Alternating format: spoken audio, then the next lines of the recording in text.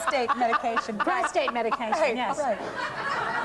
But they're asleep, yeah. We're desperate to do stand-up, aren't we? Well, no, actually, we were talking about that. We would never even... Well, they've asked you to do Catch a Rising Star. Really? Because she's very funny. She is funny, yes. no. And we can, you know, I get a few good ones in occasionally, but God, that would be the scariest thing in the world, I would think.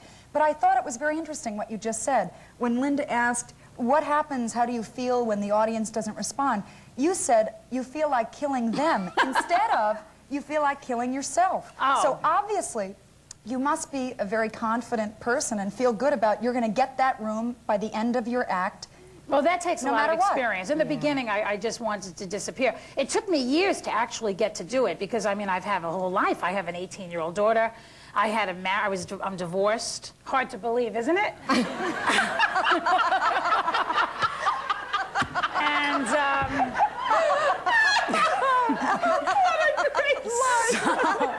and I have had like a whole series of lives and experiences. 7 years of analysis. You name it, I've been through it already. Week, yeah. By the time I got to this point, I've been through a lot of different, things. And then when you're 20 years old, you don't know what you're talking about anyway. I didn't. Did you? I know. I don't know what I'm talking about now. Oh, well, that's true. You don't. Forget Johnny. No. Yeah, that's right. What about, do you have a guy in your life? Yes, I do. I have a boyfriend. Yeah. Why? I want to know these things. I want to know. There's No, so I'm married. It's noisy all on this right. show. Yeah, we're so noisy. We really You have an are. Italian husband? Of course. I don't. See, I don't go out with Italian men. No? Their Why? attitude is, yo, go get the ravioli. Get your own damn ravioli. That's Frank, That's right? Frank. I've That's heard Frank. about Frank, That's yes. right. Frank is like that. I don't What's like that. for dinner? No, Yes. no. Then they got the, what do I look like, Mama Leone? I like Jewish men. Do you? You do? That's a skinny Jewish guy with an astigmatism. This is my type. You know what I'm saying? The kind of guy you say, Leonard, get the check, and they jump. That's what I like. You know that kind of guy that holds your pocketbook at Loman's while you shop?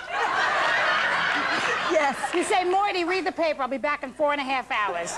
This is what I like. And he does. And they sit there nicely. Don't give me any trouble. Oh, God, you are funny. That's what I like. What are some of the more wild experiences you've had on stage? Has anything absolutely incredible happened that you had to handle that you can remember? On stage? Yeah. No, but when I was a teacher, I got hit in the head with a meatball.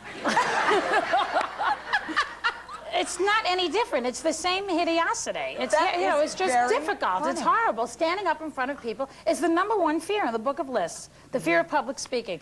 Dying is number 6. People are more afraid of public speaking than to die, which I find that interesting. But that's true, isn't it? Standing up in front of a bunch of kids. In front of an audience. I die regularly, It's like doing both. So you had to kind of do stand-up comedy to keep them occupied as a teacher? Oh yeah, I was too funny as a teacher in a certain way. You have to be strict. You can't smile for the first 6 months. There's a lot of rules that you cannot smile. Very limited. Do they like you, the kids? Yeah, well, I had a tough, I used to teach English to high school dropouts in the South Bronx. Oh, Lord. That's right. You know the kind of kids who go to jail because they set fire to their parents? Then they would send them to me to teach them the difference between who and whom. This is the job that I had. And, I was good. I would try to make it relevant. I'd say, whom do you wish to murder? Not who. You see what I mean? I was good. Oh, God. Joy, you're naturally very funny, and I understand why you do what you do. Uh-huh. But do you ever feel that pressure, or no? I mean, do you feel that you must be funny all the time? Oh, no. I used to feel that before I was a comedian. And then I would be at parties and I would work the room and, between hors d'oeuvres, make people laugh. But now I don't have to. I do it on stage now. I get paid for it. I never make anybody laugh unless they're paying me from now on. That's it.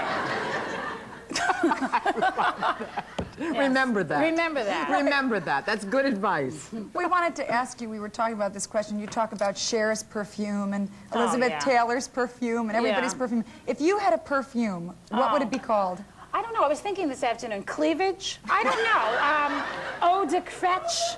I don't know. I couldn't. I don't want to ever get a perfume because once they get a perfume, they get demented. Didn't you ever notice this? Yeah, they get strange. There's a dementia. Catherine Deneuve is crazy off her rocker. Cher is nuts.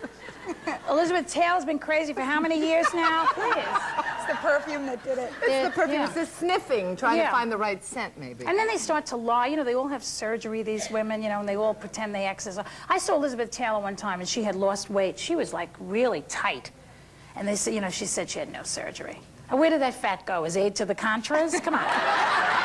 Get real, okay? Joy Behar, thanks for being on Attitudes. You're so Thank you for having me. This is great.